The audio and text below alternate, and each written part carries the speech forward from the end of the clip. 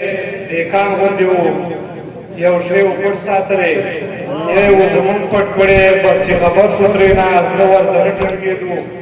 बसनो खर्चा मोकळा गुद धरार मुची मडा बेती ताजव ओ बेदारा कपयो ओ दे सरसम बोले ओ पदी घर में के रुपया बस गुजारा न केदा अवल बशु तो कुल शो होबे हम का घर शो बे ब्रेगा हो लगा ओ पोस्ट के सब नरमो उन के वो बशु बादरा खंडा से लगबे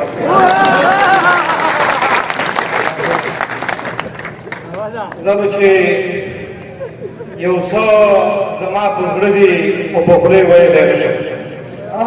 यवसो जमा बुजडी ओ पकळे वयले नशम वल्ला बदे खबर जमा उलट तिरादती او د تیر نظام چارواکو د هیواد څخه ټول مزي یوازې د دې خاورې څخه غلط اختراعات دي داستا په تهمتي مینه کې دوه د حیران یم کولو ته مې زړه اختراعات دي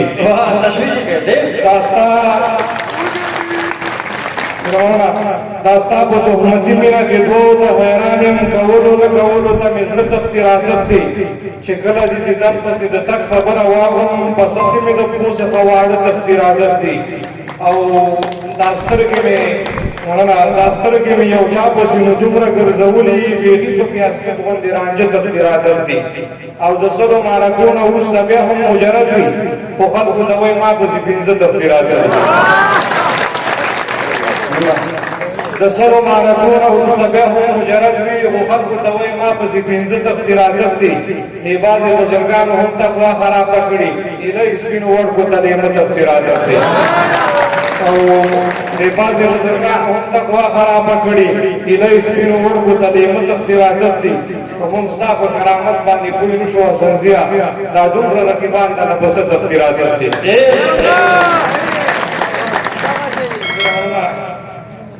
زه هیر کړم خو بیا هم ورته یاد ورننوځي زه هیر کړم خو بیا هم ورته یاد ورننوځي دې زړه ته د غمونو قرارداد ورننوځي یو یار دی بل رقیب دی بل رهبر دی هر وخت ورته په دغومره تعداد ورننوځي بدرنګه او صوفیان په تالاشۍ سره تېرېږي خو ښکلي په وسلو سره آزاد ورننوځي مننه بدرنګه او صوفیان په تالاشۍ سره تېرېږي خو ښکلي په وسلو سره آزاد ورننوځي خطه په دې ټولګي کې دا ځکه ما ویل چې دا څنګه هر استاد ورننوځي او رقیب په لکه سپی په لویې لار کې خلک داړي اشنا چې په پاکټ کې د زرداد ورننوځي اشنا په لکه سپی په لویې لار کې خلک داړي وخت رقیب په لکه سپی په لویې لار کې خلک داړي اشنا چې په پاکټ کې د زرداد ورننوځي او مونږ په د کوڅې پښتونخوا په تک کافر دي خو خپله وطن اسلام آباد ورننوځي او حیران یم د یخو منطقو خلک به راشي په اړ کې به په دې جلال آباد ورننوځي او زمونږ دغه ښار ته چېرته روغ خلک رانغلل بس یا به لیوني یا به محتاط ورننوځي اوس هم څه ادارې دي اساسې ورتلی نه شي هغې ته الکوزې او اډوال او ګلمراد ورننوځي مننه دلته یو شی زه وایم بیا به وروسته وایي چې راپیدا کړي جیلم دی کاټک دی رانه ورک دی که جیلم دی کاټک دی رانه ورک دی ابدالي دی که خټک دی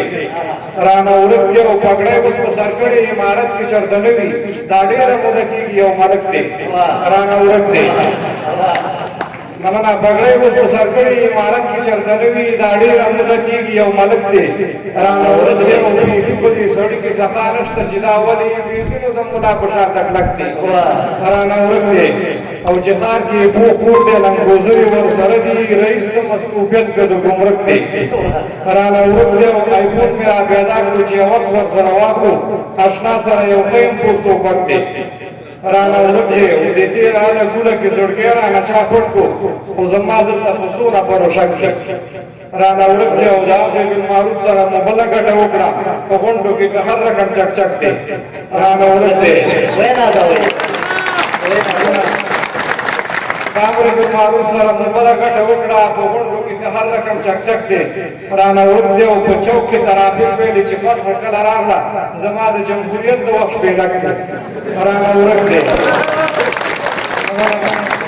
په چوک کې ترافیک ویلې چې فتح کله راغله او زما د جمهوریت د وخت شپېلک دی رانه ورک دی او ماښام په پرېواته کې را پیدا شي سنځیا چې دا د بنیادم د خاپېرک دی رانه ورک دی جلال آباد کې پشکال جلال آباد کی تشبیه د دوزخ ورنکړم مثال جلال آباد کی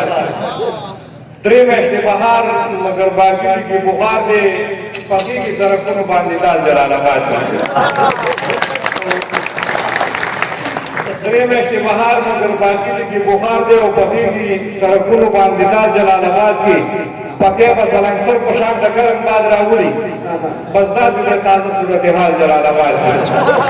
او د شپې که برېښنا لاړه او بیا در غیب شوه د ماشو به بیا وګورې هرتال جلال آباد کی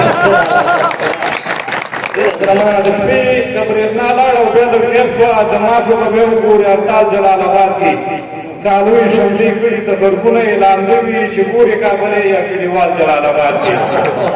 او ګمان نه کوم که کوم یو مسلمان مو سره خلاص کړي چې ونه کړی په دې وخت کې جنجال جلال آباد کی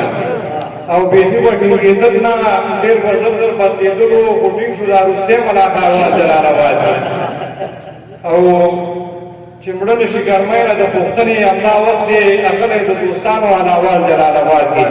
او چې یخر کنډیشن درته چالان کې سرزیه پیدا که چېرته داسې انډیوال جلال آباد کی یو تاسو وایم ګلابي صاحب دی په دې مخکې فرمایش وکړه چې